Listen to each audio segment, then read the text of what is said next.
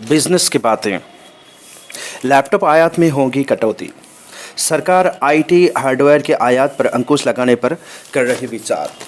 सरकार में मंथन। किसी भी तरह की पाबंदी से पहले सरकार निर्बाध आपूर्ति सुनिश्चित करने पर दे रही ध्यान। नई आयात प्रबंध प्रणाली की समय सीमा 31 दिसंबर को खत्म हो रही है। सूत्र के अनुसार शुरुआत में 5% आयात घटाने का है विचार।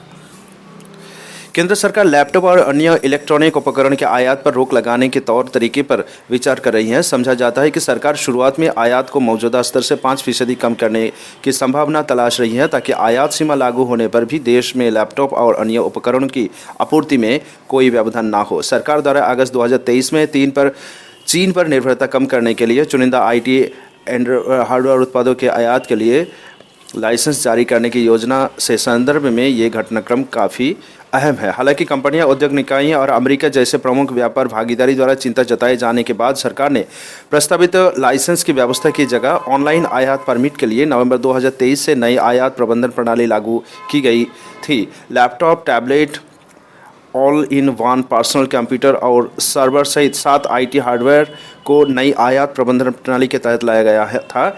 ये व्यवस्था 31 दिसंबर तक के लिए की गई है। ये पूछे जाने पर कि आईटी हार्डवेयर के आयात की कौन कितना कम करने की योजना है, तो अधिकारी ने कहा कि अभी इसकी मात्रा पर कोई निर्णय नहीं हुआ है। हालांकि सूत्र ने कहा कि 2025 के अंत तक 5% आयात घटाने का निर्णय लिया गया है और इसकी आधिकारिक घोषणा के बिना नियम लागू किया जा सकता है।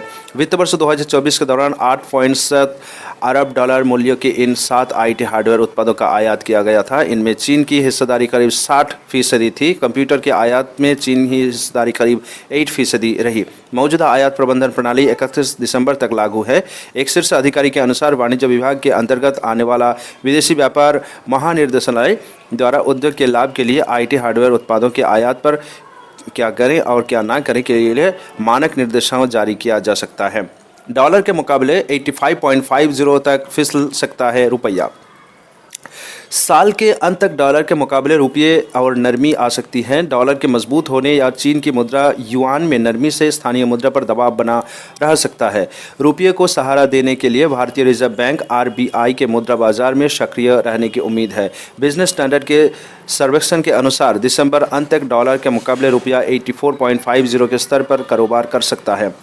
आईडीएफसी फर्स्ट बैंक के मुताबिक साल के अंत तक रुपया प्रति डॉलर 85 के स्तर को छू सकता है। गुरुवार को रुपया 84.41 पर बंद हुआ था। शुक्रवार को मुद्रा बाजार बंद था। नवंबर में डॉलर की तुलना में रुपये में पहले से 0.33% की नरमी आ चुकी है। सितंबर तक काफ़ी हद तक स्थिर रहने वाली स्थानीय मुद्रा पर अमेरिकी फेडरल रिजर्व द्वारा दर में कटौती किए जाने और अमेरिका में डोनाल्ड ट्रंप की जीत के बाद दबाव देखा जा रहा है। आईडीएफसी फर्स्ट बैंक की मुख्य अर्थशास्त्री गौरा सेन गुप्ता ने कहा, वित्त वर्ष 2025 में भुगतान संतुलन अधिशेष कम रहने, डॉलर के मजबूत होने और युआन में नरमी से रुपये पर दबाव बना रहेगा। व्यापार घाटा बढ़ने और विदेशी पोर्टफोलियो निवेशक की निकासी में तेजी से चालू वित्त वर्ष की तीसरी तिमाही में भुगतान संतुलन अधिशेष ऋणात्मक हो गया है। सेनगुप्ता ने कहा, आरबीआई ने एक स्तर का बचाव करने के बजाय डॉलर रुपया में दो तरफा अस्थिरता को सीमित करने पर ध्यान केंद्रित किया है। अक्टूबर से 8 नवंबर तक आरबीआई ने रुपये में गिरावट की गति को सीमित करने के लिए 15.5 अरब डॉलर की शुद्ध बिक्री की है।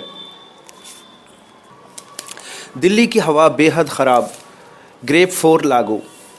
दिल्ली राष्ट्रीय राजधानी क्षेत्र में हवा की गुणवत्ता बेहद खराब हो गई है। स्थिति की गंभीरता को देखते हुए वायु गुणवत्ता पर नजर रखने वाली केंद्र की समिति ने चरणबद्ध प्रतिक्रिया कार्य योजना ग्रेप के तहत सोमवार से चौथे चरण के प्रतिबंध लागू करने के निर्देश दिए। इसके तहत ट्रकों BS4 तक के डीजल से चलने वाले मझोले एवं भारी मालवाहक वाहनों के दिल्ली में प्रवेश पर प्रतिबंध रहेगा, मगर आवश्यक वस्तुओं की ढुलाई वाले वाहनों के लिए छूट रहेगी। साथ ही निर्माण कार्यों पर भी रोक लगाई रही है। रोबवार शाम दिल्ली में AQI बढ़कर 457 पर पहुंच गया। अर्थव्यवस्था की सुस्त पड़ेगी रफ्तार। वित्त वर्ष 2025 की सितंबर तिमाही में भारत की आर्थिक वृद्धि तिमाहियों के निचले स्तर पर आ सकते हैं। वित्त वर्ष 2025 की जून तिमाही के दौरान अर्थव्यवस्था की वृद्धि दर 6.7% थी। भारतीय रिजर्व बैंक ने अक्टूबर के बुलेटिन में वृद्धि अनुमान घटाकर 6.8% कर दिया, मगर आरबीआई गवर्नर शक्तिकांत दास ने अक्टूबर की मौद्रिक नीति समीक्षा के बाद 7% वृद्धि का अनुमान लगाया था। केंद्रीय सांख्यिकी कार्यालय 29 नवंबर को सकल घरेलू उत्पाद के आंकड़े जारी करेगा। हाइपरसोनिक मिसाइल का सफल परीक्षण। रक्षा मंत्री राजनाथ सिंह ने रविवार को कहा कि भारत ने ओडिशा के तट से दूर APJ अब्दुल कलाम द्वीप से लंबी दूरी की मारक क्षमता वाली हाइपरसोनिक मिसाइल का सफल परीक्षण किया है।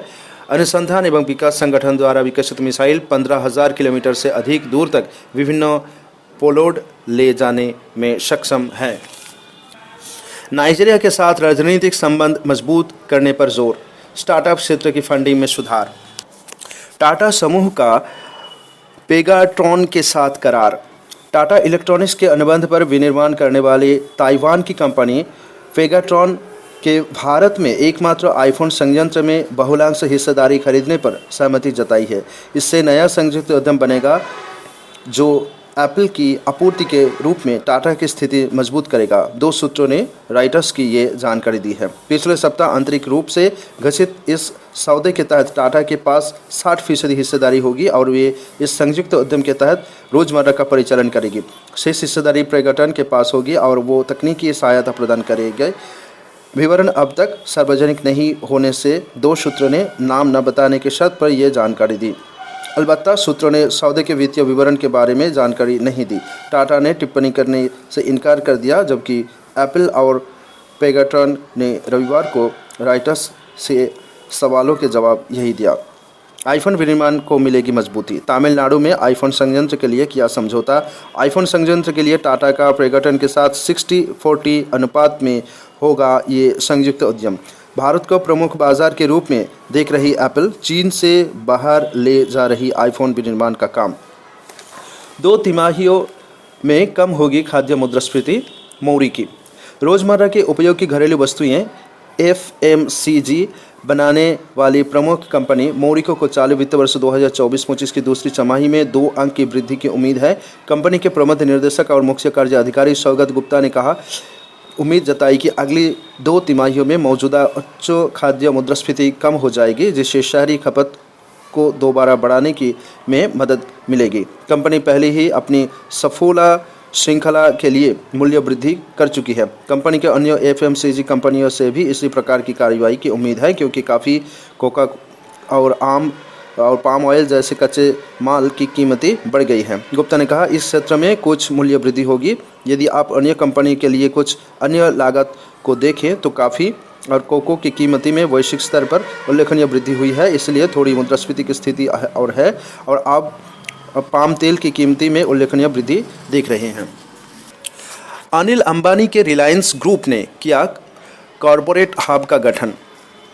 अनिल अंबानी के रिलायंस समूह ने रविवार को कहा कि उसने अपनी विजन 2030 के वृद्धि रणनीति के तहत एक पहल के रूप में Reliance group corporate centre RCG का गठन किया है। समूह ने अपने बयान में कहा कि विस्तार और नवाचार के लिए किसी मूल केंद्र के रूप में स्थापित RGCC के उद्देश्य समूह के विविधता के प्रयासों की योजना तैयार करना और अनुभवी विशेषज्ञता के साथ उभरती प्रतिभाओं को मिलाकर अगली पीढ़ी के नेतृत्व को बढ़ाना है।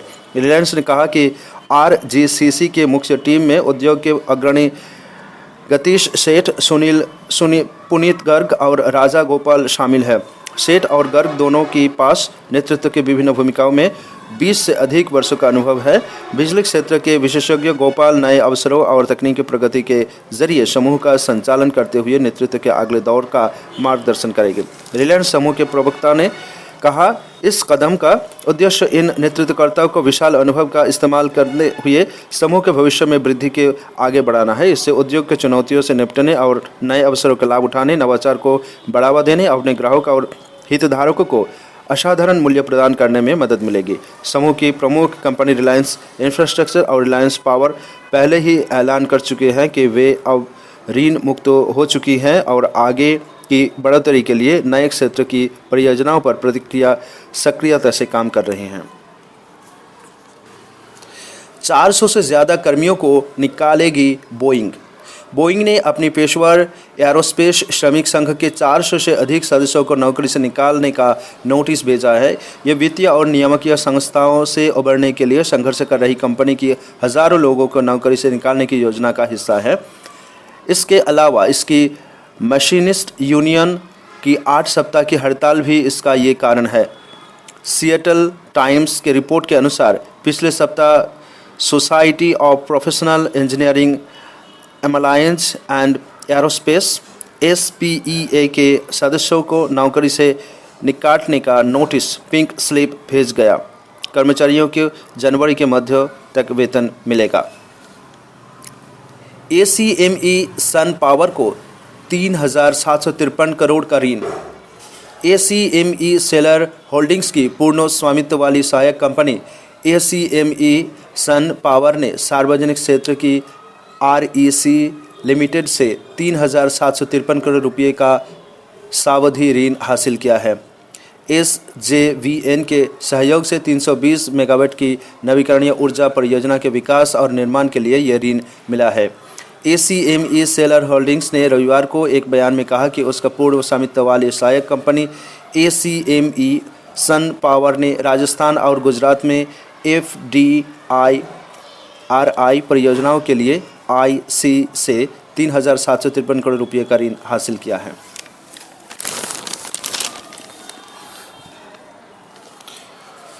कूलिंग में अदानी टाटा के बीच बड़ी गर्माहट। कारोबार का आकर्षण Tata power Adani Energy solutions की नज़र कूलिंग स्पेस पर। पूंजीगत खर्च का बोझ उठाने के लिए तैयार है कंपनियां।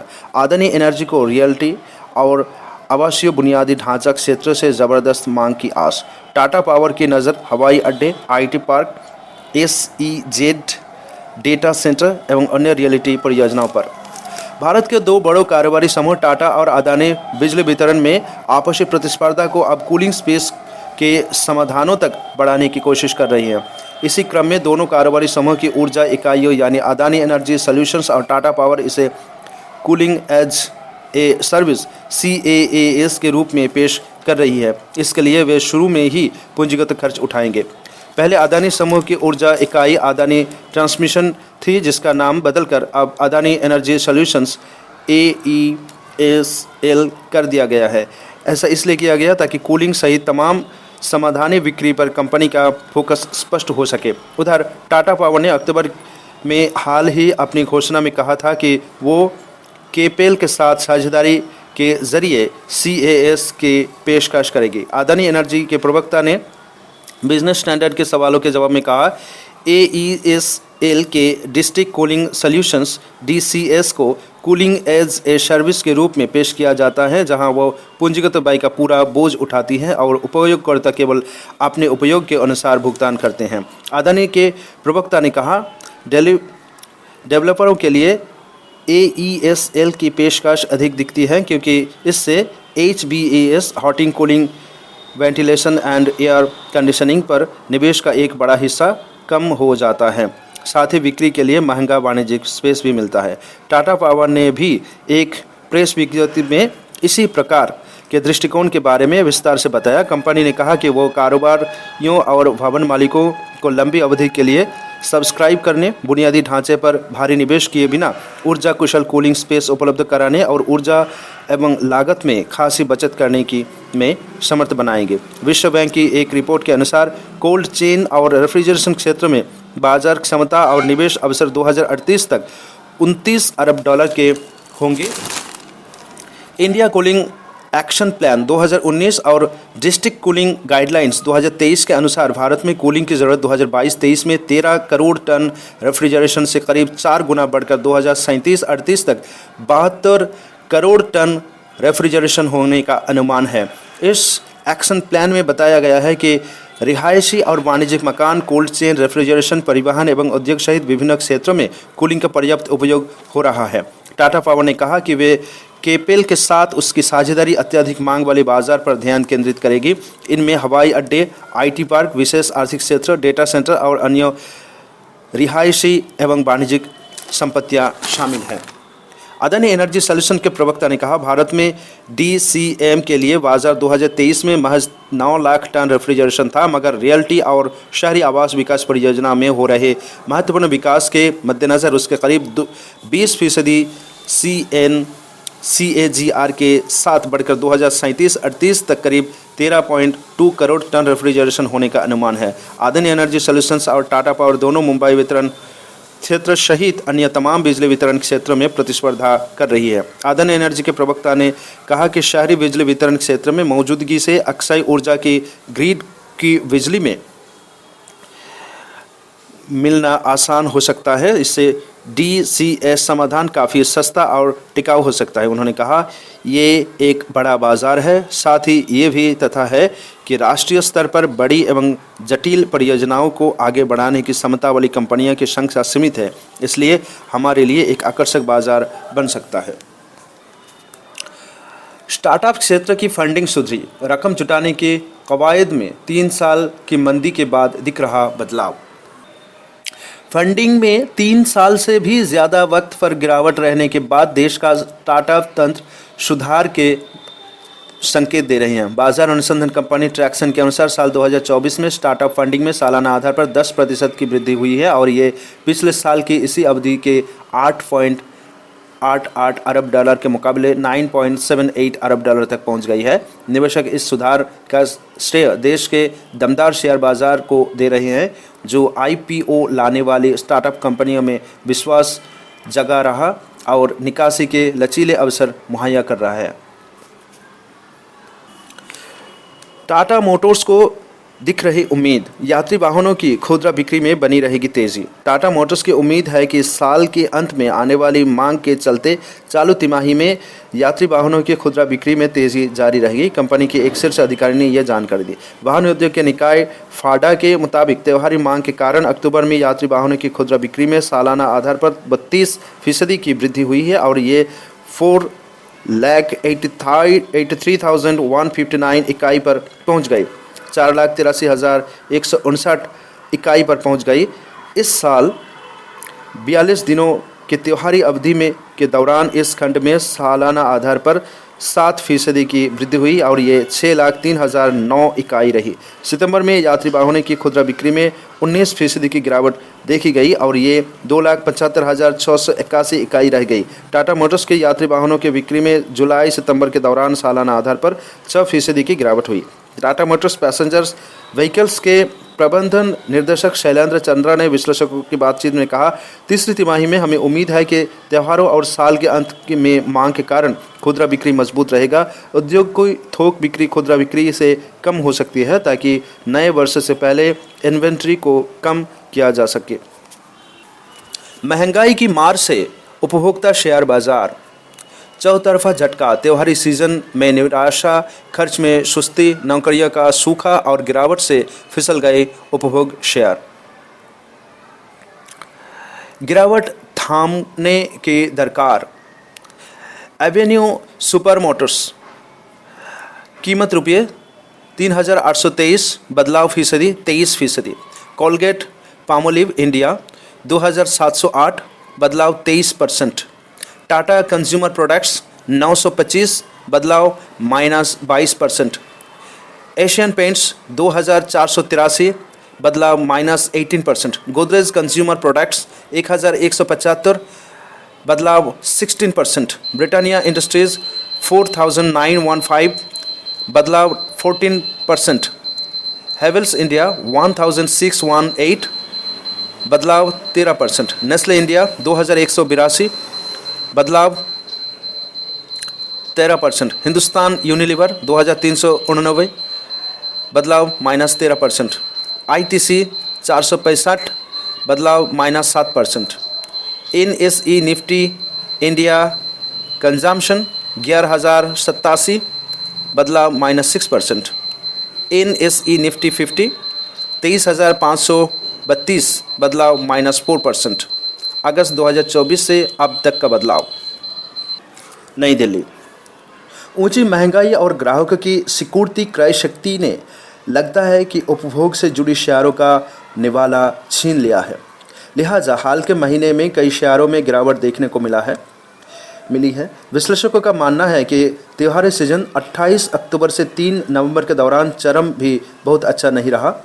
स्वतंत्र बाजार विश्लेषक अम्बरीश वालिगा ने कहा कि कई निवेशकों ने पिछले कुछ महीनों में डिस्क्रिशनरी और गैर डिस्क्रिशनरी खर्च में कमी की। उन्होंने कहा कि सीमित संख्या में नौकरियां और आय है और महंगाई ने भी बड़ा झटका दिया है। इस कारण संभावना है कि शहरी और ग्रामीण क्षेत्र के उपभोक्ताओं को ने कम खर्च किया। इससे कंपनियों की बिक्री कम रही, जिससे शेयरों के प्रदर्शन को झटका लगा।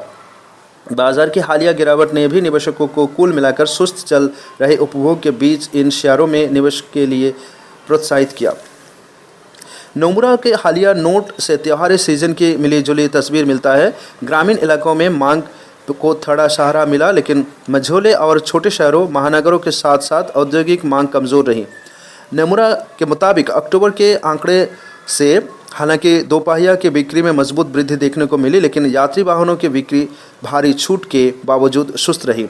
मझोल और भारी वाणिज्यिक वाहनों की बिक्री की रफ्तार भी घटी। शख्स बताते हैं कि त्योहारी सीजन के दौरान खुदरा बिक्री ऑनलाइन और ऑफलाइन बढ़ी, लेकिन वृद्धि की रफ्तार सुस्त थी। नोमुरा का मुख्य अर्थशास्त्री भारत और जापान को छोड़कर एशिया सोनल वर्मा ने औरदीप नंदी के साथ लिखे हालिया नोट में कहा कि हमारा मोटा अनुमान बताता है कि 2024 के त्योहारी सीजन के दौरान बिक्री में सालाना आधार पर करीब 15% की वृद्धि हुई, जो साल 2023 की करीब 32% और 2022 की करीब 88% के मुकाबले काफ़ी कम है। ऑफलाइन स्टोरों के जरिए खुदरा बिक्री की रफ्तार धीमी रही, लेकिन ऑनलाइन ई कॉमर्स प्लेटफॉर्मों के जरिए ज़्यादा। ऑनलाइन ई कॉमर्स की बिक्री में इजाफा मुख्य रूप में मझोले और छोटे शहरों से हुआ।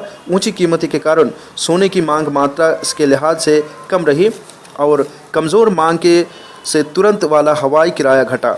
नोमुरा का मानना है कि भारत की अर्थव्यवस्था साइक्लिकल वृद्धि में नरमी के दौर में प्रवेश कर गई है और गिरावट का बढ़ता जोखिम उसके 2024-25 के जीडीपी वृद्धि का अनुमान 6.7% और 2025-26 के लिए 6.8% वृद्धि पर असर डालेगा। दोनों ही अनुमान पहले ही भारतीय रिजर्व बैंक के आकलन से कम है। वित्त वर्ष 25 के लिए 7.2% और वित्त वर्ष 26 के लिए 7.1%। HMBC की राय भी ऐसी ही रही। इसका कहना है कि मौसम सामान्य होते बिजली की मांग और खपत व यूटिलिटीज़ में वृद्धि नरम हुई है। ट्रेड और ट्रांसपोर्ट के बिछड़ता जारी है, हालांकि पर्यटन के क्षेत्र में मजबूती बनी हुई है। HSBC में मुख्य अर्थशास्त्री भारत और इंडोनेशिया प्रांजल भंडारी ने आयुषी चौधरी के साथ लिखे हालिया नोट में कहा कि सबसे अहम बात यह है कि शहरी और ग्रामीण भारत में खपत मांग अभी कमज़ोर है। विनिर्माण में व्यवधान भी उपभोक्ता सामान के कमज़ोर उत्पादन का पता चलता है। एक्सचेंजों पर NSE का निफ्टी इंडिया कंजम्पशन इंडेक्स पिछले 3 महीने अगस्त 2024 से आज तक में अभी तक करीब 6% टूट चुका है। इसकी तुलना में इस दौरान निफ्टी 50 में 4% की गिरावट आई है।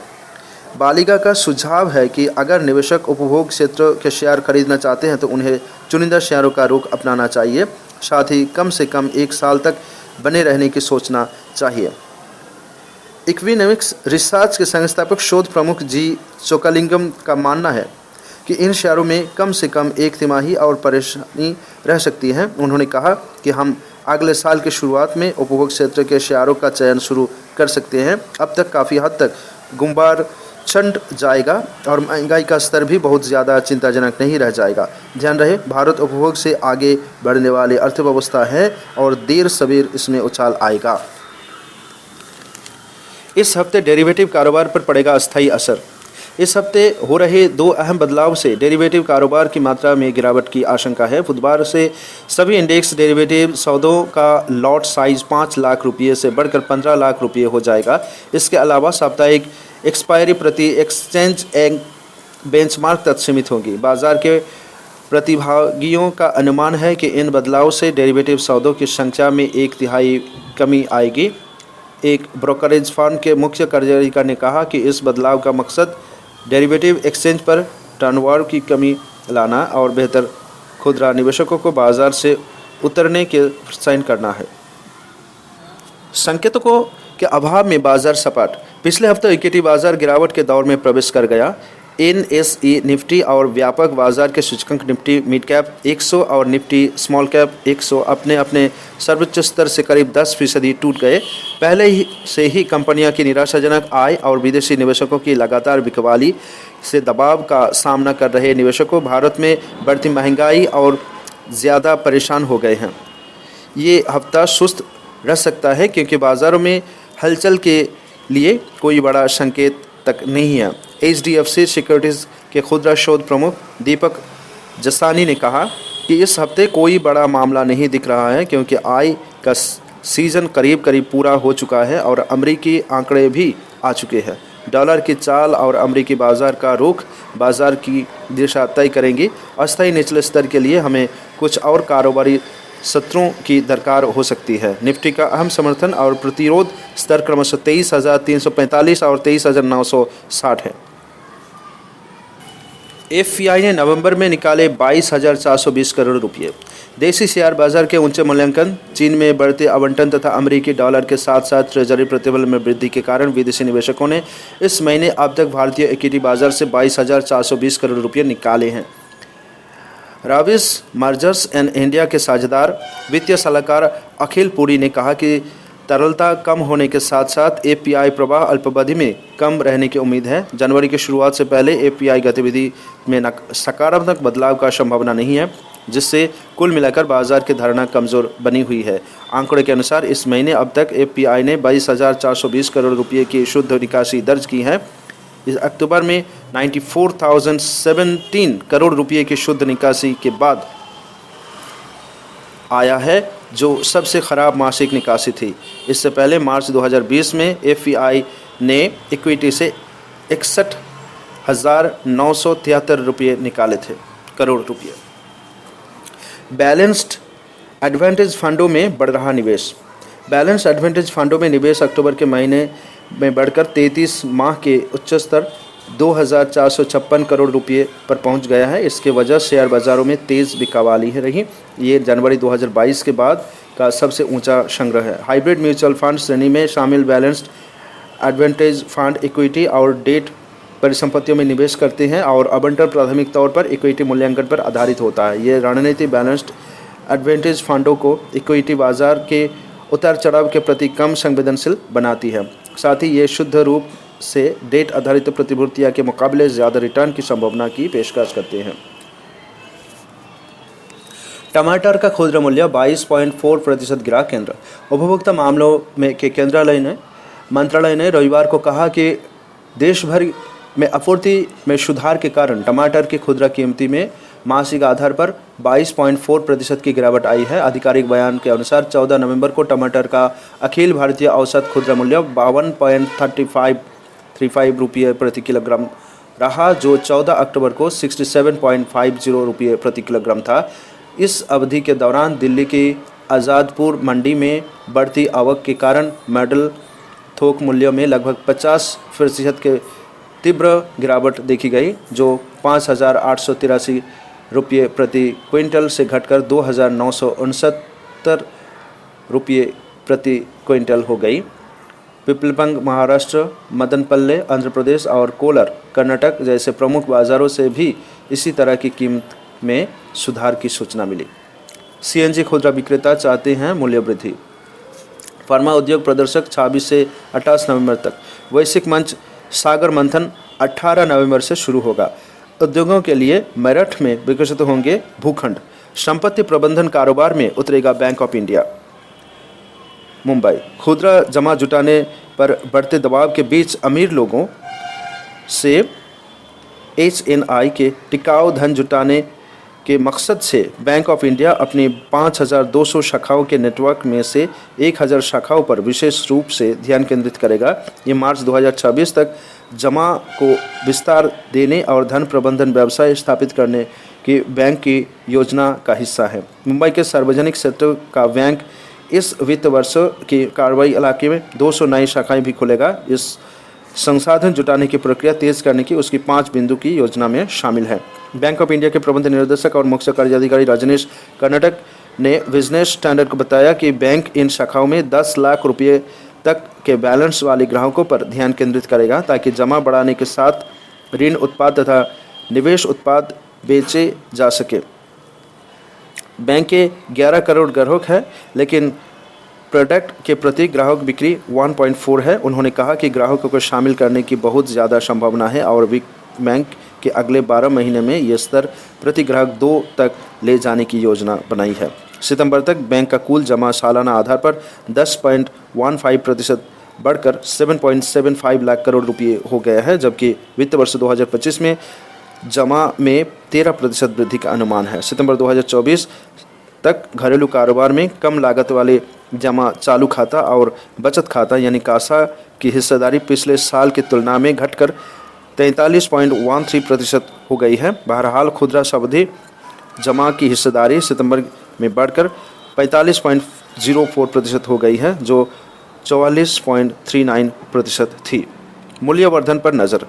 एसएनआई की सेवाओं के लिए शाखाएं तैयार करना संपत्ति प्रबंधन के कारोबार की शुरुआती कदम है। इसे BOI शेयर होल्डिंग लिमिटेड का समर्थन मिलेगा, जो बैंक का पूर्ण स्वामित्व वाली इकाई है। ये डिपॉजिटरी के ग्राहकों को सेवाएं प्रदान करेगी तथा वित्तीय सेवाओं के लिए वैध आधारित प्रौद्योगिकी संबंधी सहायता प्रदान करेगी। बैंक इसके लिए बाजार से जुड़े भुगतान के आधार पर निजी क्षेत्र से जुड़े पेशेवरों की भर्ती कर रहे हैं। इस समय टीम का आकार 250 लोगों का है और कर्नाटक ने कहा कि अगले 12 महीने में और 3000 लोगों की भर्ती किए जाने की योजना है। सरकारी बैंक की अधिकारी ने कहा कि इस कारोबार में अपार संभावनाएं हैं, लेकिन इसके लिए वातावरण तैयार करना, गुणवत्ता युक्त सेवाओं के प्रबंधन और ग्राहकों की आशाओं के अनुरूप सेवाएं देना संपत्ति प्रबंधन के कारोबार में प्रमुख चुनौतियां हैं। भारतीय स्टेट बैंक संपत्ति प्रबंधन कारोबार कर रहे हैं। मार्च 2024 तक के आंकड़ों के मुताबिक इसके ग्राहकों की संख्या 4.3 लाख है और प्रबंधन के तहत संपत्ति 3.3 लाख करोड़ रुपये हैं। संपत्ति प्रबंधन की महत्वाकांक्षा। सहायक इकाइयों के कारोबार में वृद्धि और संपत्ति प्रबंधन के विस्तार देने के विचार को ध्यान में रखते हुए बैंक ऑफ इंडिया अपनी mutual fund unit BOI investment managers private limited की गतिविधियां बढ़ा रहे हैं। कर्नाटक ने कहा कि MF यूनिट की प्रतिबंधन के तहत संपत्ति UM में उल्लेखनीय वृद्धि हुई है, लेकिन बैंकों ने कारोबार बढ़ाने के लिए संयुक्त उद्यम साझेदारी या अधिग्रहण के विकल्प खुला रखा है। BOI MF की प्रबंधन के तहत संपत्ति मार्च 2023 के 3780 करोड़ रुपये से बढ़कर 31 मार्च 2024 को 7008 करोड़ रुपये हो गई है। अक्टूबर 2024 के आखिर में UM और बढ़कर 11340 करोड़ रुपये हो गया है। साथ ही इसके सभी योजनाओं में निवेशकों की संख्या मार्च 2023 के 3.2 लाख की तुलना में मार्च 2024 में 4.4 लाख और अक्टूबर 2024 के आखिर में 6.4 लाख हो गई है। सरकारी बैंकों द्वारा प्रवर्तित म्यूचुअल फंड में SBI funds, BOB mutual fund, Canara Robeco, Union Bank MF शामिल है। प्रस्तावित भारत ओमान व्यापार समझौता अधर में। भारत और ओमान के बीच प्रस्तावित मुक्त व्यापार समझौता FTA अटक गया है। इसका कारण यह है कि पश्चिम एशिया के इस देश ने चुनिंदा उत्पाद की भारत के बाजार में पहुंच की समीक्षा की मांग की है। सरकारी अधिकारियों ने बताया कि दोनों देश के बीच इस साल मार्च में बातचीत पूरी हो गई है। भारत के चुनिंदा उत्पादों को बाजार में पहुंच देने की समीक्षा करने के अर्थ यह है कि भारत के संशोधित रुख के लिए अंतर मंत्रालय परामर्श को फिर शुरू करना है। इस मामले के जानकार व्यक्ति ने बिजनेस स्टैंडर्ड को बताया, पहले ही अंतर मंत्रालय स्वीकृति लिए जाने के बाद भारत फिर से बातचीत शुरू करने को तैयार नहीं है। नीति निर्माताओं में पूर्ववर्ती अनुभवों के आधार पर यह विचार तेजी से घर करने लगा है कि भारत को किसी भी मुक्त व्यापार समझौता पर हस्ताक्षर करने से पूर्व अधिक सावधानी बरतने की ज़रूरत है। भारत के हालिया समय में किए गए समझौते में से एक वर्ष 2022 में संयुक्त अरब अमीरात UAE से किया गया समझौता है। भारत UAE व्यापार समझौता लागू होने के बाद देश में महंगी धातुओं और कुछ खाद्य उत्पादों का आयात तेज़ी से बढ़ा है। भारत अरब ओमान के मामले में अधिक सावधानी बरतना चाहता है। उपरोक्त जानकारी देने वाले सूत्रों ने बताया कि 6 सदस्यीय गल्फ कोऑपरेशन काउंसिल GCC के सदस्य ओमान और UAE दोनों हैं। अन्य व्यक्तियों ने बताया अलग नज़रिया यह है कि भारत के मुकाबले ओमान कहीं छोटा देश है, लिहाजा भारत के लिए व्यापार और लाभ में वृद्धि कहीं अधिक सीमित हो सकती है। परिणाम स्वरूप भारत को व्यापार समझौते पर हस्ताक्षर करने से पहले कहीं अधिक स्पष्ट होने की ज़रूरत है। मार्केट में पहुंच देने की बात की जाए तो भारत पर डाले जाने वाले दबाव में से एक पॉलीथीन और पॉलीप्रोपाइलिन की बाज़ार में अधिक पहुंच देना है। पॉलीथीन और प्रोपाइलिन में से बनने वाली उत्पादों से प्लास्टिक, चिकित्सा उपकरणों, इलेक्ट्रॉनिक और वाहन के कलपुर्जों की निर्माण होता है। भारत में पेट्रोकेमिकल्स की इन उत्पादों पर 7.5% आयात शुल्क लगता है। ये पता चलता है कि भारत पॉलीथीन और पॉलीप्रोपाइलिन के आयात पर शुल्क दर कोटा TRQ लगाने की तैयार में है। सुस्त रहेगी अर्थव्यवस्था। केंद्रीय सांख्यिकी कार्यालय 29 नवंबर को आंकड़े जारी करेगा। वित्त वर्ष 2025 की सितंबर तिमाही में GDP वृद्धि आ सकती है 6 तिमाही के निचले स्तर पर। खासकर विनिर्माण क्षेत्र में आई सुस्ती के कारण ऐसी संभावना। वहीं ग्रामीण मांग और सरकार के अधिक व्यय से वृद्धि का समर्थन। किफ़ायती वितरण।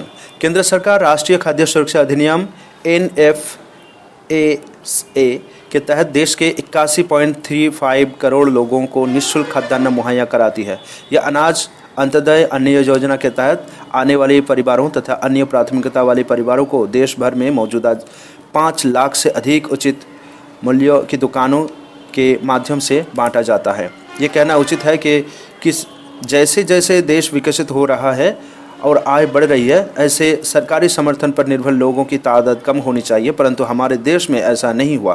अर्थशास्त्री अशोक गुल्टी तथा अन्यों ने एक नए अध्ययन में बताया कि कैसे सार्वजनिक वितरण प्रणाली का विकास हुआ है और कैसे खपत के आंकड़े इसके प्रभाव के बारे में बताते हैं। ये व्यापक चर्चा और नीतिगत ध्यान का विषय होना चाहिए। अध्ययन के अनुसार योजना के तहत वितरित 28% अन्य लक्षित लाभार्थियों तक नहीं पहुंच सका, जबकि राजकोष को उसकी भारी कीमत चुकानी पड़ी। देश में सार्वजनिक वितरण प्रणाली PDS का पुराना इतिहास है, लेकिन लक्षित PDS की शुरुआत 1997-98 की गई। गरीबी रेखा के नीचे रहने वाले परिवारों के लिए इशू कीमत न्यूनतम समर्थन मूल्य MSP के 50% के बराबर तय की गई थी।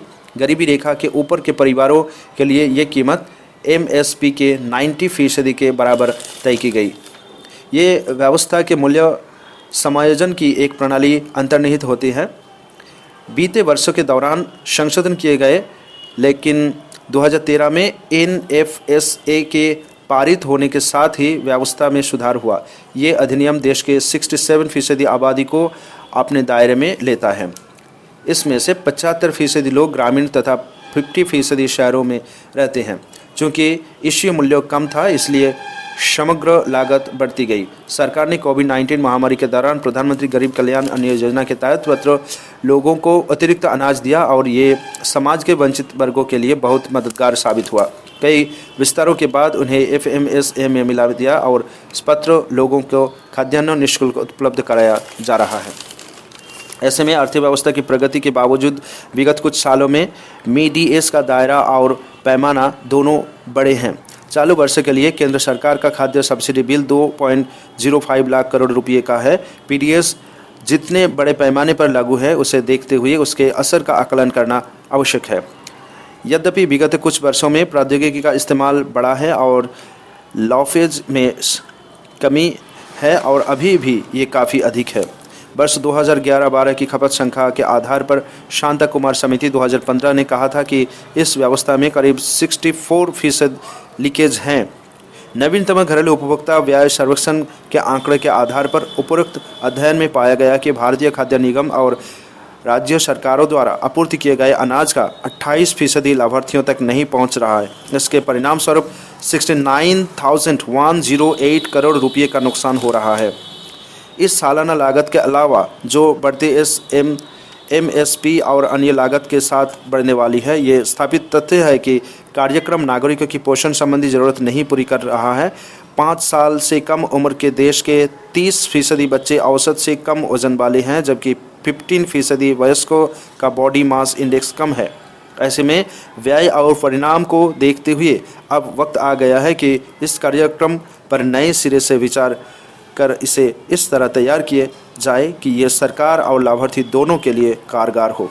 बहुआयामी गरीबी में उल्लेखनीय कमी के बीच लक्षित लाभार्थियों का भी दोबारा आकलन किया जाना चाहिए, जो कि नकदी हस्तांतरण लोकप्रिय हो रहा है और वो प्रबंधन की दृष्टि से भी अधिक व्यावहारिक है, तो खाद्य सब्सिडी के क्षेत्र में भी इस पर विचार किया जाना चाहिए। दिल्ली का प्रदूषण और जापान का उदाहरण।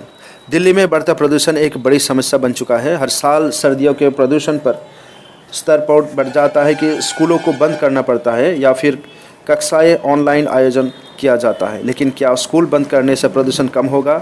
यह सिर्फ एक अस्थायी समाधान है। हमें इस समस्या की जड़ तक जाना होगा और स्थायी समाधान ढूंढने होंगे। जापान जैसे देशों में हमें बहुत कुछ सीखने को मिलता है। वहाँ के लोग बचपन से ही कचरे के प्रबंधन के प्रति जागरूक होते हैं। एक उदाहरण के तौर पर एक जापानी व्यक्ति सफ़ेद मोजे पहनकर सड़क पर काफ़ी देर तक चला, लेकिन उसके मोजे गंदे नहीं हुए। इसका मतलब ये है कि वहाँ की सड़कें कितनी साफ़ है। भारत को भी जापान से प्रेरणा लेनी चाहिए। हमें अपने बच्चों को बचपन से ही कचरे को प्रबंधन के बारे में सिखाना चाहिए। उन्हें बताना चाहिए कि कचरा फेंकना कितना गलत है और कचरे को अलग अलग कूड़ेदान में डालना कितना ज़रूरी है। हमें अपने घरों, स्कूलों और समुदायों के कचरे के निस्तारण के लिए बेहतर व्यवस्था करनी चाहिए। हमें यह भी याद रखना चाहिए कि प्रदूषण सिर्फ एक व्यक्ति की समस्या नहीं है, बल्कि ये पूरी दुनिया की समस्या है। हम सभी को मिलकर इस समस्या से लड़ना होगा। अगर हम अभी से जागरूक नहीं हुए तो आने वाली पीढ़ियों को इसका खामियाजा भुगतना पड़ेगा। लापरवाही के अग्निकांड पर काबू कब? उत्तर प्रदेश में झांसी के महारानी लक्ष्मीबाई मेडिकल कॉलेज में आग लगने से कुछ नवजात बच्चों की मौत हो गई और कुछ घायल हुए हैं। इससे पहले भी देश में अग्निकांड के हादसे हो चुके हैं। गुजरात के राजकोट में गेम जोन में आग लगने से लगभग 20 लोगों की जान चली गई थी। दिल्ली के विवेक विहार स्थित एक बेबी केयर सेंटर में आग लगने से कुछ नवजात बच्चों की मौत हो गई थी। नवंबर 2021 में एक सप्ताह में ही देश के विभिन्न राज्यों के 2 अस्पतालों में आग की घटनाओं को खबर सामने आई थी। महाराष्ट्र की अहमदनगर में एक सरकारी अस्पताल के आईसीयू वार्ड में भीषण आग लगने से कोविड के लगभग 10 मरीज की मौत हो गई थी। मध्य प्रदेश के भोपाल में एक अस्पताल में नवजात शिशु इकाई में आग लगने से 4 बच्चों की मौत हुई थी। हाल ही में हुई झांसी अग्निकांड के जांच के आदेश दिए गए। अगर इससे पहले हुए अग्निकांड के सबब लिया गया होता तो शायद यह अग्निकांड नहीं होता। अगर लापरवाही बरतने वाले लोगों पर सख्त कार्रवाई की जाए तो लापरवाही से होने वाली हादसों पर लगाम लग सकती है। अगर देश में निष्पक्ष और उचित जांच के जरिए तो बहुत सी इमारतें, चाहे वो व्यावसायिक प्रतिष्ठान के हो या फिर औद्योगिक भवन, उनमें फायर सेफ्टी की कमियां मिल जाएंगे। देश में बहुत से ऐसे भी राज्य हैं जहां बहुत से ऐसे बाजार तंग गलियों में हैं, वहां की अग्निकांड के कारण भारी नुकसान पहुंच सकता है। राजेश कुमार चौहान, जालंधर।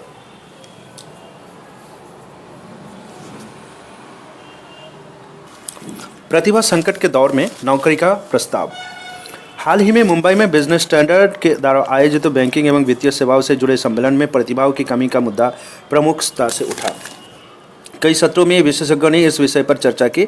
शीर्ष अधिकारियों और विशेषज्ञों ने इस आज के दौर में उद्योग के समक्ष खड़ी सबसे बड़ी चिंताओं में से एक बताया। भविष्य में आर्टिफिशियल इंटेलिजेंस AI के कारण कार्य संस्कृति में आने वाली बदलाव की प्रकट भी पूरे सम्मेलन के दौरान गूंजती दिखाई दी। AI अभी शुरुआती दौर में है, इसलिए नौकरी बाजार और रोजगार क्षेत्र पर इस प्रौद्योगिकी के प्रभाव अभी दूर भविष्य में ही दिखाई देंगे। लेकिन प्रतिभा संकट आज सभी क्षेत्रों और उद्योग के सबसे ज्वलन मुद्दा है। इससे कंपनियों को बुरी तरह प्रभावित किया गया है। किसी भी स्तर पर यदि एक इस्तीफा हो जाए तो कंपनी को वो इतना बड़ी समस्या दिखती है जितनी वास्तव में वो होती नहीं। सिक्के का दूसरा पहलू ये है कि इन बदलते हालात का फ़ायदा उन पेशेवरों को मिला है जो दूसरे संस्थान अथवा एकदम भिन्न संस्कृति के प्रकृति के उद्योग में बेहतर अवसरों की तलाश में हैं। कुछ कर्मचारियों के लिए ये अपने ही संस्थान में तरक्की या वेतन बढ़वाने का सुनहरा अवसर बनकर आया है। जब कोई कर्मचारी इस विजयी भाव के साथ आकर कहता है कि उसे दूसरी कंपनी में से नौकरी का प्रस्ताव मिला है, तो इसका सीधा मतलब ये होता है कि वो वेतन, भत्ते, नौकरी का प्रकृति और जीवन कार्य के बीच संतुलन में लचीलापन आदि को लेकर 2 संस्थानों में तुलना करने की स्थिति में है। विभिन्न क्षेत्र के विशेषज्ञों से बातचीत में ये बात उभर कर आई है कि प्रतिभा संकट से जूझने नौकरी बाजार में सभी संस्थान कर्मचारी को अपने साथ बनाए रखने के लिए अक्सर सारे जतन करते हैं, भले ही वो कर्मचारी उस भूमिका के लिए सबसे उपयुक्त विकल्प ना हो। इसका एक कारण है, कर्मचारी को अपने साथ जोड़े रखने का प्रयास कंपनियां इसलिए करती है कि दूसरी कंपनी से पेशेवर को लाने में एक लंबी प्रक्रिया से गुजरना पड़ता है, जिसमें समय तो लगता है। पहले के मुकाबले अब ये काफ़ी थकाऊ उबाऊ भी प्रतीत होता है। इससे कई दो राय नहीं है कि बाजार में उपयुक्त प्रतिभाओं की कमी के बारे में नौकरी खोजने वाली को इन विशेषज्ञों से बहुत पहले जानकारी हो चुकी है, जो आज बड़े बड़े सम्मेलन में इस मुद्दे पर चर्चा कर रहे हैं। इस बारे में जानकारी होना पेशेवर को साहस, आत्मविश्वास और ताकत देता है। ये साहस और आत्मविश्वास पहले के लोगों में दिखाई नहीं देता था। पुराने ज़माने के पेशेवर ये सब देख यही कहेंगे कि अब समय कितना बदल गया है। पहले कोई भी पेशेवर दूसरी कंपनी में नौकरी के लिए साक्षात्कार देने बहुत ही गुपचुप तरीके से जाता था। पूरी कोशिश की जाती थी कि किसी को, खासकर अपने बॉस या सहकर्मी को भी इस बारे में खबर ना हो। इसके विपरीत आज के दौर में ये है कि लोग दूसरी कंपनी में नौकरी का प्रस्ताव मिलने या साक्षात्कार के लिए बुलाए जाने की खबर को जानबूझकर उड़ाते हैं। अब किसी पेशेवर में ऐसा कोई भय नहीं कि उसे दूसरी कंपनी में खड़ा देखा गया है, बल्कि इसे तो अच्छा माना जा रहा है। कर्मचारी चाहते हैं कि किसी तरह की उनकी दूसरी कंपनी में नौकरी तलाशने या नौकरी का प्रस्ताव मिलने की बात उनके मौजूदा बॉस तक पहुंच जाएं, ताकि वो प्रतिभा पलायन होने से रोकने के लिए दूसरी कंपनी में मिलने वाली वेतन भत्ती और सुविधाओं से बेहतर तरक्की या वेतन वृद्धि अपने यहाँ दिलाने का वादा करें। ऐसा होने पर पेशेवर उस कंपनी के साथ दोबारा सौदेबाजी की स्थिति में आ जाता है, जहां से उसे नई नौकरी का प्रस्ताव मिला है। इस प्रकार वह नई कंपनी से मिलने वाली प्रस्ताव पर सहमत होगा, अथवा इसके मुकाबले जहां पहले से काम कर रहा है उसे कंपनी द्वारा रखने गए और बेहतर पैकेज को स्वीकार कर वहीं रुक जाएगा। इसका कोई सीधा जवाब फिलहाल नहीं है। हाँ, ये स्पष्ट है कि अधिकांश मामले में गेंद उम्मीदवार के पले में ही होता है कि वो क्या निर्णय ले। जो बात यहाँ से शुरू होती है, मैं साक्षात्कार के लिए आने को तैयार हूँ, वो कई सप्ताह की प्रक्रिया चलने के बाद इस बिंदु पर आकर भी समाप्त हो सकती है कि मैं अब नौकरी बदलने का इच्छुक नहीं हूँ। कुछ क्षेत्रों में वाइट कॉलर पेशेवर की इतनी भारी कमी क्यों पैदा हो गई है, इसका सही कारण तलाशना तो बहुत मुश्किल है। लेकिन हाल ही में भर्ती फर्म माइकल पेज की एक रिपोर्ट में ये तथ्य एक प्रकार डाला गया है। विभिन्न उद्योगों के लगभग 3000 वरिष्ठ अधिकारियों और पेशेवरों से प्रतिभा रुझान पर की गई बातचीत के आधार पर तैयार इस रिपोर्ट में कुछ आंकड़े दिए गए हैं। इस रिपोर्ट में इस और संकेत किया गया है कि भारत में 34% संस्थान उपयुक्त प्रतिभाओं को खोजने और उन्हें अपने साथ लाने के लिए संघर्ष कर रहे हैं। यही नहीं, इनमें से 1/3 संस्थान अपने पुराने कर्मचारियों को साथ बनाए रखने के लिए जूझ रहे हैं। रिपोर्ट के मुताबिक अपनी मौजूदा नौकरी से खुश और संतुष्ट पेशेवरों में 94% अपने लिए नई भूमिका की तलाश में हैं। इसलिए ऐसी धारणा है कि कर्मचारी को प्रतिस्पर्धी वेतन और कार्य वेतन संतुलन, प्रबंधन के साथ संबंध, स्पष्ट प्रोन्नति और पहचान आदि ऐसे महत्वपूर्ण कारक है जो उन्हें कंपनी के साथ जुड़े रहने के लिए प्रेरित करते हैं। पिछले साल गार्टनर HR ने किसी कर्मचारी के संस्थान के साथ बने रहने और अन्य कंपनी में नौकरी के प्रस्ताव को ठुकराने जैसे मुद्दों पर केंद्रित एक सर्वेक्षण किया था। इस सर्वेक्षण में वैश्विक स्तर पर 3500 उम्मीदवारों की राय शामिल की गई है। इसमें गार्टनर ने पाया कि लचीलापन 59%, बेहतर कार्य जीवन संतुलन 45% और उच्च वेतन 40% ऐसे कारक हैं जिनके आधार पर कोई पेशेवर पुरानी कंपनी के साथ बना रहता है अथवा दूसरी कंपनी का प्रस्ताव ठुकराता है। वर्ष 2023 में किए गए एक सर्वेक्षण में ये बात सामने आई थी कि 50% उत्तरदाताओं ने बताया है कि उन्होंने नौकरी का प्रस्ताव स्वीकार करने के बाद कदम पीछे खींच लिए। इससे पहले की एक सर्वेक्षण में गार्टनर ने बताया था कि वर्ष 2022 में दूसरी कंपनी का प्रस्ताव स्वीकार करने के बाद फिर माना कर देने वाले पेशेवरों की संख्या 44% थी। कोविड महामारी से पहले इस रुझान बहुत धीमा रहा। उदाहरण के लिए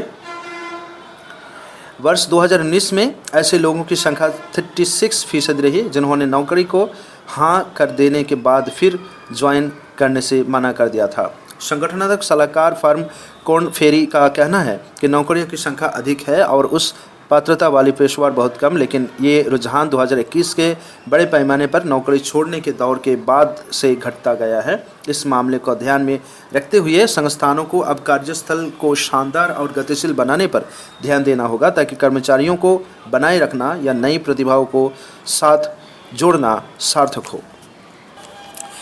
BSE सूचकांक सेंसेक्स नवंबर 8 79,486, नवंबर 14 77,580, change -1906, change -2.4%।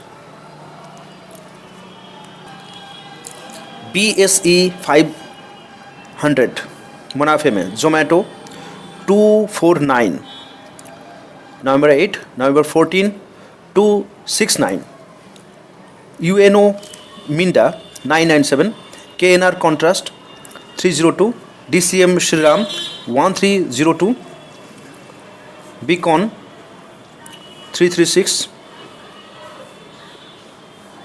JSU energy 732, Trent 6460, Infosys 1864, L&T technology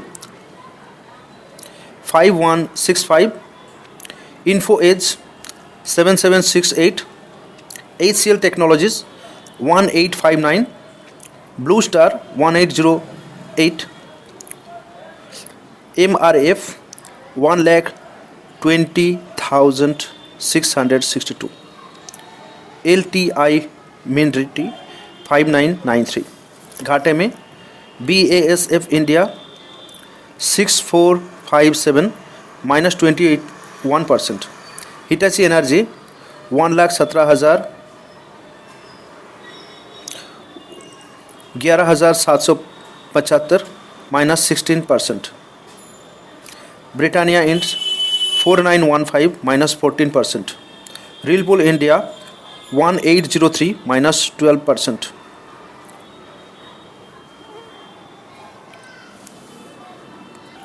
INOX Wind 189 -9%, Godfrey Phillips 6115 -9.3%।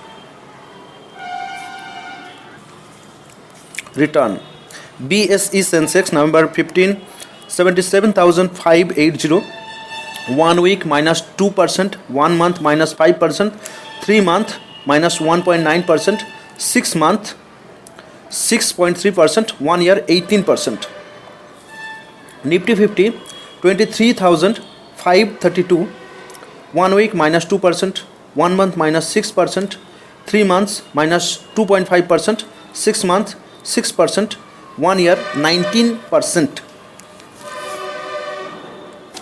Maharashtra चुनावी बयानबाजी में धारावी पुनर्विकास परियोजना, Dharavi redevelopment project private limited में अदानी समूह की 80% और शेष हिस्सेदारी राज्य सरकार की है। महाराष्ट्र में 2 दिन बाद 20 नवंबर विधानसभा चुनाव के लिए मतदान होगा और ये इस बीच देश की सबसे बड़ी स्लम बस्ती की संकीर्ण और गंदी गलियां इन दिनों उम्मीदवारों की भीड़ से भरी हैं।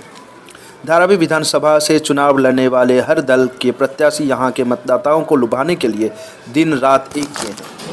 विपक्षी दलों ने धारावी पुनर्विकास परियोजना के मुद्दे को उठाया है और ये निर्वाचन क्षेत्र प्रदेश की राजनीति का प्रमुख स्थल बन गया है। साल 2022 में मध्य मुंबई में 600 एकड़ में फैली धारावी स्लम बस्ती को पुनर्विकास के लिए महाराष्ट्र की भारतीय जनता पार्टी सरकार द्वारा की गई नीलामी में अदानी ने बोली जीती थी, मगर महाराष्ट्र के पूर्व मुख्यमंत्री और फिलहाल नेता प्रतिपक्ष एवं शिवसेना उद्धव बालासाहेब ठाकरे के अध्यक्ष उद्धव ठाकरे ने अपने कई भाषणों में धमकी दी है कि अगर उनकी सरकार सत्ता में आती है तो अदानी समूह को दिया गया ठेका रद्द किया जाएगा।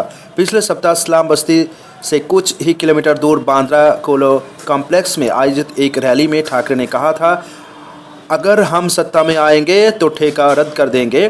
ठाकरे के इस कांग्रेस नेता राहुल गांधी भी रैली में मौजूद थे। Dharavi redevelopment project private limited इस परियोजनाओं पर काम कर रही है। धारावी पुनर्विकास परियोजना, स्लाम पुनर्विकास परियोजना, स्लाम पुनर्वास परियोजना के तहत महाराष्ट्र सरकार द्वारा बनाई गई एक विशेष निकाय है। Dharavi redevelopment project private limited में अदानी समूह की 80% हिस्सेदारी है, जबकि शेष हिस्सेदारी राज्य सरकार की है।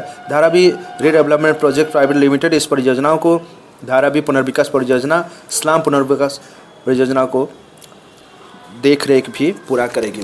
इस स्लाम बस्ती में 10 लाख से अधिक लोग बदतर स्थिति में रह रहे हैं, क्योंकि यहाँ से कम किराया लगता है। आबादी बढ़ने के साथ ही एक मंजिला बस्ती 4 मंजिला असुरक्षित मकानों में तब्दील होती गई। परियोजनाओं के मुताबिक इस साल किए गए सर्वेक्षण के तहत वैध बाशिंदे को मुफ्त मकान दिए जाएंगे, जबकि अन्य लोगों को राज्य सरकार मुंबई के अन्य हिस्सों में स्थानांतरित करेंगी।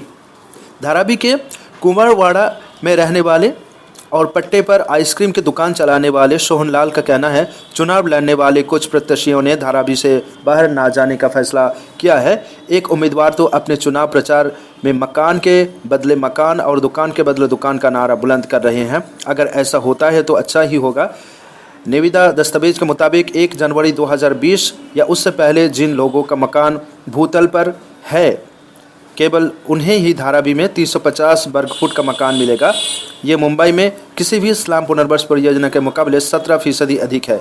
इसके अलावा 1 जनवरी 2020 से 1 जनवरी 2011 के बीच जिन लोगों ने भूतल पर अपना मकान बनवाया है, वे प्रधानमंत्री आवास योजना PMAY के तहत 2.5 लाख रुपये में धारावी के बाहर 300 वर्ग फुट के मकान के लिए पात्र होंगे। ऊपरी मंजिल पर मकान बनवाने वाले और 1 जनवरी 2022 के बाद मकान बनवाने वालों को धारावी में कोई मकान नहीं दिया जाएगा। ऐसे लोगों को धारावी के बाद 300 वर्ग फुट का मकान किराए पर दिया जाएगा। परियोजना की जानकारी रखने वाले सूत्रों ने कहा कि किराया राज्य सरकार के निकाय द्वारा किया जाएगा और वही किराया एकत्र करेगा। इन अपात्र निवासियों के पास किराया अथवा मकान खरीदने का भी विकल्प होगा, मगर ऊपरी मंजिल पर रहने वालों लोगों ने इन नियमों के खिलाफ विरोध जताया है। धारावी में रहने वाले 70 वर्षीय मुक्ता कहती है, हम यहाँ पिछले 70 वर्ष से रह रहे हैं। अब यहाँ हमारी 5वीं पीढ़ी रह रही है। कोई यहाँ से बाहर नहीं जाएगा। हम यहाँ तभी से रह रहे हैं जहाँ घुटना भर कीचड़ रहता था। क्या हम जीवित नहीं रहे? ऊपर तल्ले के ढांचे का क्या होगा? पुराने कारोबार कहाँ जाएंगे? धारावी में ही रहने वाली चेतन जोशी ने कहा, लोगों के पास सभी मंजिले को मिलकर 1000 से 1600 वर्ग फुट तक के मकान है, जो किसी भी फ्लैट से बेहतर हैं। वे कितनी जगह दे सकते हैं? वे 350 वर्ग फुट देने की बात कर रहे हैं। अभी हमारे पास 350 वर्ग फुट का मकान है, तो फिर 350 वर्ग फुट देने से क्या हो जाएगा? बाकी जगह क्या होगा? हमारा परिवार बिखर जाएगा। जोशी ने जोर देकर कहा कि वो धारावी से बाहर नहीं जाएंगे। उन्होंने कहा, एक समय धारावी में कुछ नहीं था और हालात बहुत ख़राब थे, तब उसे विकसित क्यों नहीं किया गया? हमने यहाँ हर वर्ग फुट जगह के लिए संघर्ष किया है, यहाँ तक कि आज भी हमें अपनी क्षति की मरम्मत कराते वक्त परेशानी से जूझना पड़ता है। अगर हम कोशिश भी करते हैं तो अधिकारी आते हैं और केवल सवाल पूछकर चले जाते हैं। बगैर रिश्वत दिए कुछ नहीं होता है। जोशी धारावी के पतली गलियों के किनारे एक छोटे किराना दुकान चलाते हैं, जहां तक सूर्य की रोशनी तक नहीं पहुंच पाते हैं। मगर परियोजनाओं से जुड़े कर्मचारियों के मुताबिक अपात्र और पात्र का मानदंड परियोजना के निविदा के अनुरूप है और इसे सरकार ने जारी किया है। नाम प्रकाशित न करने की शर्त पर एक कर्मचारी ने कहा, स्लाम पुनर्वास परियोजना में पात्रता और अपात्रता के मानदंड सरकारी नियमों से तय हुए हैं। मकान बनाने और राज्य सरकार को सौंपने के अलावा Dharavi redevelopment project private limited की इससे कोई भूमिका नहीं है। इसके अलावा निविदा दस्तावेज के मुताबिक सभी गैर प्रदूषणकारी और पात्र वाणिज्यिक अथवा औद्योगिक ढांचा 1 जनवरी 2000 या उससे पहले भूतल पर बनी संरचनाएं के धारावी में फिर से विकसित किया जाएगा। इससे 225 वर्ग फुट तक जगह निःशुल्क आवंटित की जाएगी और टेलीस्कोपिक रिडक्शन विधि से निर्माण दर पर 225 वर्ग फुट से अधिक के स्थान दिया जाएगा। सोहनलाल ने कहा, पुनर्विकास को कुछ लोग सही मानते हैं, लेकिन कई लोग इससे चिंतित हैं। खासकर रिसाइकलिंग कार्य से जुड़े लोग अधिक चिंतित हैं, क्योंकि उन्हें यहाँ काफ़ी जगह मिली है। धारावी के मामले में सरकार के नीति के मुताबिक कचरे की रिसाइकलिंग कारोबार का पुनर्वास किया जाएगा। सरकार की नीति फिलहाल तैयार हो रही है। सर्वोच्च न्यायालय के आदेश के मुताबिक प्रदूषण फैलाने वाले उद्योगों को कम आबादी वाले इलाके में भेजा जाना चाहिए। चमड़े के सामान बनाने वाले कारखाने, परिधान बनाने वाले कारखाने, खाद्य संस्करण, नकली आभूषण जैसे कारोबार को धारावी के भीतर नए सिरे से बसाया जाएगा। धारावी में रहने वाले कई लोग इस परियोजनाओं को सराहना भी कर रहे हैं। सोहनलाल ने कहा, आधे लोगों ने यहाँ वर्षों पहले ही जगह कर कब्ज कर लिया था। अब उन्हें बड़े घर मिलने वाले हैं। समझदार लोगों को पुनर्विकास के लिए तैयार रहना चाहिए। अगर ज़रूरत पड़ी तो मैं भी धारावी से बाहर जाने के लिए तैयार हूँ। मगर सोहनलाल के साथ खड़े एक शख्स ने कहा कि पुनर्विकास सही है, लेकिन वे वहाँ सर्वेक्षण के लिए आए तक नहीं। परियोजना की जानकारी रखने वाली एक सूत्र ने कहा, राजनीति करने के लिए कुछ लोग कभी कभी सर्वेक्षण के प्रक्रिया में खलल डालते हैं, लेकिन ये क्षणिक है। कुछ ही घंटे में काम फिर से शुरू हो जाता है। धारावी में लोगों की ओर से कोई विरोध नहीं है और कंपनी परियोजनाओं के बारे में भी लोगों को बताने के प्रयास कर रही हैं, मगर जोशी का मानना है कि पारदर्शिता की कमी है। सोहनलाल ने कहा, दूसरी बात यह है कि निवासी इस जगह के बारे में आश्वस्त होना चाहते हैं कि वहाँ वे भेजे जाएंगे। वे उसका साबुत चाहते हैं क्योंकि वहाँ उनका कारोबार चल रहा है। इस साल अप्रैल में धारावी पुनर्विकास परियोजनाओं ने रेलवे भूमि विकास प्राधिकरण RLDA से धारावी से सटे कुल 45 एकड़ ज़मीन में से करीब 28 एकड़ ज़मीन का अधिग्रहण किया था। अब तक इस परियोजनाओं में 2000 करोड़ रुपये का निवेश किया जा चुका है, जिसमें इस भूखंड के लिए 1000 करोड़ रुपये और सर्वेक्षण एवं अन्य कार्यों के लिए 1000 करोड़ रुपये शामिल है। 30 सितंबर को हुई कैबिनेट बैठक में महाराष्ट्र सरकार ने किराए के मकानों, स्लम पुनर्विकास परियोजना, किफ़ायती मकानों और आर्थिक रूप से कमज़ोर वर्ग के मकानों के लिए कंजूर, भंडूर और मुलुंड से स्लॉट पैन वाली ज़मीन के उपयोगी की मंजूरी दे दी। कुल मिलाकर स्वीकृत की गई 29.5 एकड़ भूमि में से कुछ भूखंड का उपयोग धारावी में रहने वाले अपात्र निवासियों के पुनर्वास के लिए किया जाएगा। ऐसी बैठक में धारावी के अपात्र निवासियों के लिए कम किराए वाली एक आवासीय योजना को भी मंजूरी दी गई है। सरकार ने 10 अक्टूबर को कैबिनेट बैठक में पश्चिम उपनगर बिरेवली में 140 एकड़ भूखंड को उपलब्ध हिस्से में धारावी पुनर्विकास परियोजना, स्लम पुनर्विकास परियोजना को उपयोग करने की मंजूरी दी है। इसके अलावा अंग्रेजी समाचार पत्र द हिंदू की एक खबर के मुताबिक सरकार ने 14 अक्टूबर को कैबिनेट बैठक में धारावी के निवासियों के पुनर्वास के लिए देवनार डंपिंग मैदान में 124.3 एकड़ भूमि की मंजूरी दी थी, मगर उद्धव ठाकरे के बेटे और मुंबई के बार्ली विधानसभा के विधायक आदित्य ठाकरे ने जमीन आवंटन पर आपत्ति जताई। उन्होंने निविदा के मुताबिक परियोजनाओं से संबंधित संस्थाओं को दी भारी छूट की और इशारा किया। उन्होंने पूछा, सभी प्रीमियम से बृहन्मुंबई महानगर पालिका BMC को मिलने वाली 5000 करोड़ रुपये की छूट दी गई और इसका भुगतान Dharavi redevelopment project private limited अथवा स्लम पुनर्वास परियोजनाओं को किया जाना है। जो कुछ बृहन्मुंबई महानगर पालिका के पास आना चाहिए वो स्लम पुनर्वास परियोजना अथवा अदानी के पास क्यों जाना चाहिए।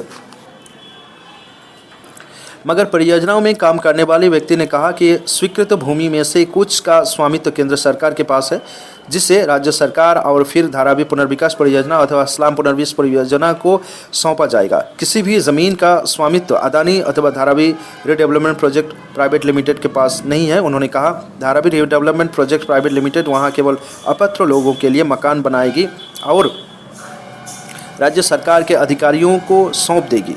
फिर रही अधिकारी इन मकानों का आवंटन एवं किराया वसूलने के लिए जिम्मेदार होंगे।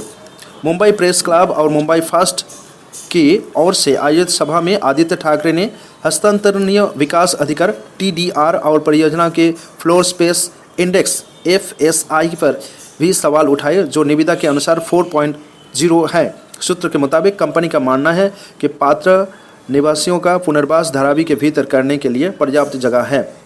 अगर ऐसा नहीं हो सकता तो भी निविदा शर्तों के अनुसार पात्र निवासियों को धारावी के भीतर ही नए सिरे से बसाना होगा।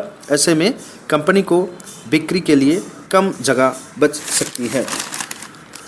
शिवसेना उद्धव द्वारा परियोजना की निविदा रद्द करने की घोषणा किए जाने के साथ ही धारावी के निवासियों इस परियोजनाओं के भविष्य के प्रति अनिश्चित हो रहे हैं। सोनल का कहना है, हम कुछ नहीं कर सकते हैं, चुनाव के बाद ही सही जानकारी मिल पाएगी। परियोजना का रद्द होना इस बात पर निर्भर करता है कि सरकार किसकी बनती है। ठाकरे ने कहा, हम अदानी द्वारा पुनर्विकास करने के खिलाफ नहीं हैं।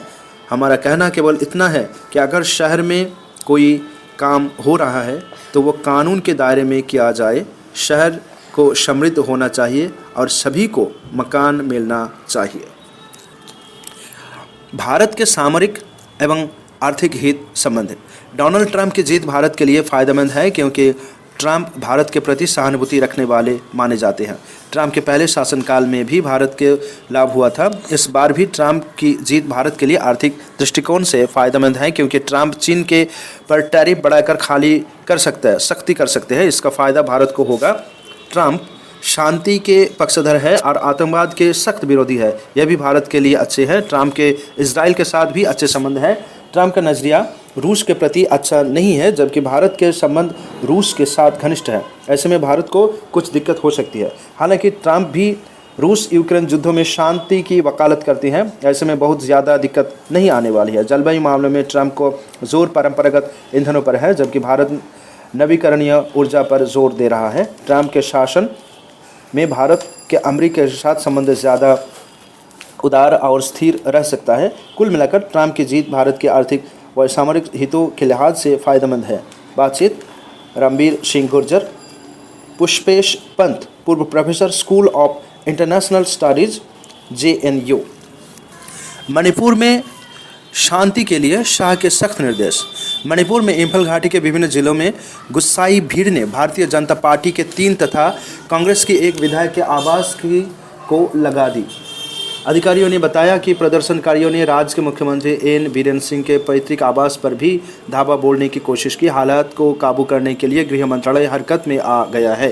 केंद्रीय गृह मंत्री अमित शाह ने रविवार को सुरक्षा स्थिति की समीक्षा की और शीर्ष सुरक्षा अधिकारियों को शांति सुनिश्चित करने के लिए हर संभव कदम उठाने का निर्देश दिया। इस बीच नेशनल पीपल्स पार्टी NPP ने रविवार को ये दावा करते हुए हिंसा प्रभावित मणिपुर को कि भाजपा 3 सरकार से समर्थित वापस ले लिया कि इन बीरेन सिंह शासन इस पूर्वोत्तर राज्य में संकट का समाधान करने और सामान्य स्थिति बहाल करने में बुरी तरह से नाकाम रहा है। अधिकारियों ने बताया कि प्रदर्शनकारियों ने निंगथंगंग में लोक निर्माण मंत्री गोविंद दास कंथोंज, लैंड गोविंद बाजार में हियालंगम के भाजपा विधायक वाई राधेश्याम, थौबल जिले में वांगजिंग टेंथा के भाजपा विधायक पाओनाम ब्रोजन और इम्फल पूर्वी जिले में खंद्रकप्ट में कांग्रेस विधायक लोकेश्वर के घरों में आग लगा दी। पुलिस ने बताया कि गुस्साई भीड़ ने विधायकों के आवासीय परिसरों पर धावा बोला, संपत्ति में तोड़फोड़ की और घरों में आग लगाई। हालांकि इस दौरान विधायक और उनके परिवार के सदस्य घर पर मौजूद नहीं थे। अधिकारियों के अनुसार इन घटनाओं में घर आंशिक रूप से जल गए। प्रदर्शनकारियों ने शनिवार रात इम्फल पूर्व क्षेत्र में लुम्बंस गंजाम स्थित बरहेंद्र सिंह पैतृक निवास पर भी हमला करने की कोशिश की, लेकिन सुरक्षा बलों ने उन्हें 100-200 मीटर पहले ही रोक दिया था। अधिकारियों ने बताया कि असम राइफल्स, सीमा सुरक्षा बल BSF और राज्यों के बलों सहित सुरक्षाकर्मियों ने प्रदर्शनकारियों को तितर-बितर करने के लिए आंसू गैस के गोली दागे, रबड़ की गोलियां चलाई और सिंह के घर के नुकसान पहुंचाने की कोशिश को नाकाम कर दिया।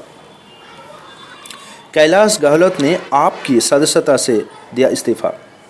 दिल्ली में अगले साल होने वाले विधानसभा चुनाव से पहले आम आदमी पार्टी आप की बड़ा झटका देते हुए वरिष्ठ नेता एवं राष्ट्रीय राजधानी के परिवहन मंत्री कैलाश गहलोत ने रविवार को पार्टी का साथ छोड़ दिया। आपके संयोजक अरविंद केजरीवाल को लिखे अपने इस्तीफा में गहलोत ने पार्टी के सामने मौजूद गंभीर चुनौतियों की ओर इशारा किया। पार्टी के अहम नेता गहलोत ने केजरीवाल पर कटाक्ष करते हुए शीश महल जैसे कुछ शर्मनाक विवादों का भी उठाया और कहा कि इससे सभी को संदेह होता है कि क्या हम अब भी खुद को आम आदमी मानते हैं।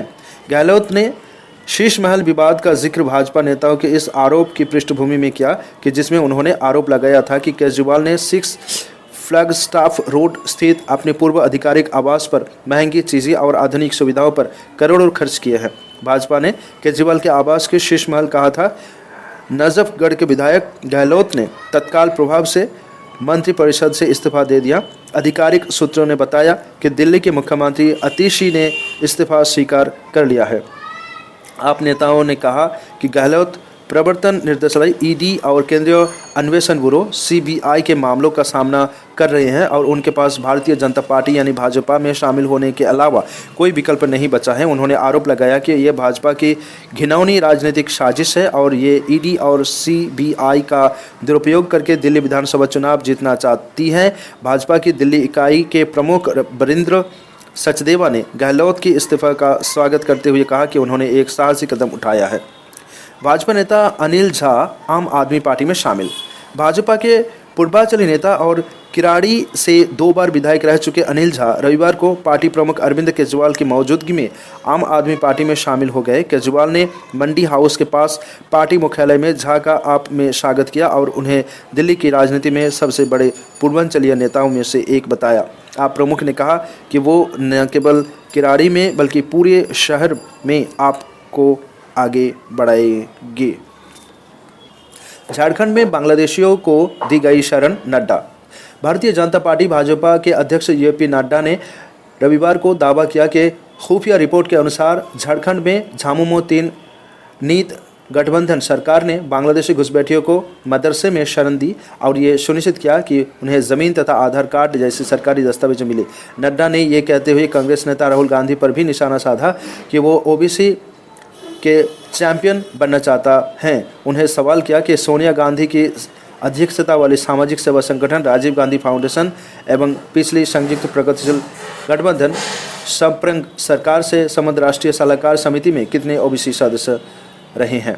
भाजपा अध्यक्ष ने रविवार को झारखंड में 3 चुनावी रैलियों में राज्यों के सत्तारूढ़ संगठन के मुख्य घटक झारखंड मुक्ति मोर्चा और कांग्रेस पर जमकर प्रहार किया। नड्डा ने कहा, अभी मुझे खुफिया रिपोर्ट मिली है, उसमें कहा गया कि झारखंड में बांग्लादेशी घुसपैठियों को मदरसे में शरण दी जाती है।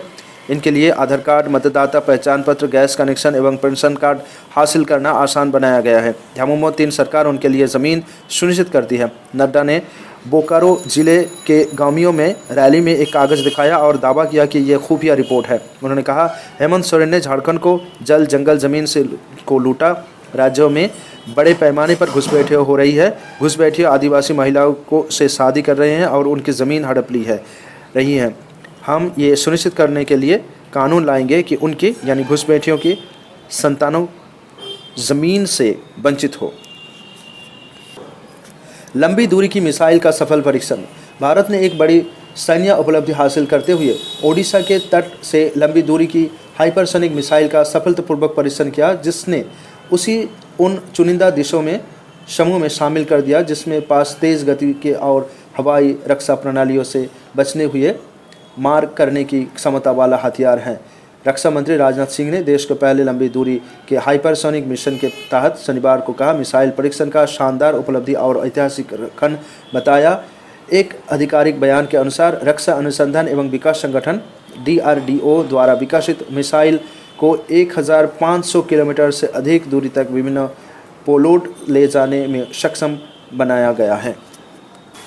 14 नवंबर 2024 Tata power previous 414, open 413, high 416, लो 397, क्लोज 399।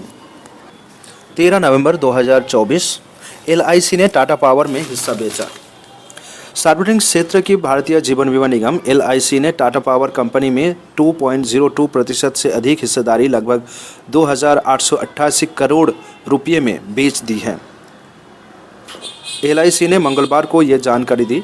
टाटा पावर में अब LIC का हिस्सेदारी घटकर 3.88% रह गई है।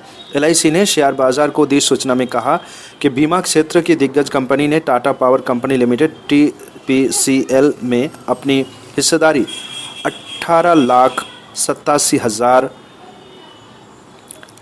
करोड़ 87 लाख 6,367 शेयरों से घटकर 12 करोड़ 39 लाख 91,097 शेयर कर दी हैं। 18 करोड़ 87 लाख 6,367 शेयरों से घटाकर 12,39,91,097 शेयर कर दी है। यह कंपनी की सूचना पूंजी के 5.9% से घटकर 3.88% रह गई है। ये शेयर 20 जून 2024 से 11 सितंबर 2024 के बीच खुले बाजार में 446.402 रुपये प्रति शेयर की औसत कीमत पर बेचे गए। इस कीमत पर LIC ने 2,888 करोड़ रुपये में 6.47 करोड़ से अधिक शेयर या 2.02% हिस्सेदारी बेची। BSE पर LIC का शेयर 0.32% बढ़कर 921.45 रुपये प्रति शेयर पर बंद हुआ। 13 नवंबर 2024 Tata power previous 431, open 431, high 436, लो 412, close 414। High all time high 495, 92 एक लो 251। Market capital 1,32,000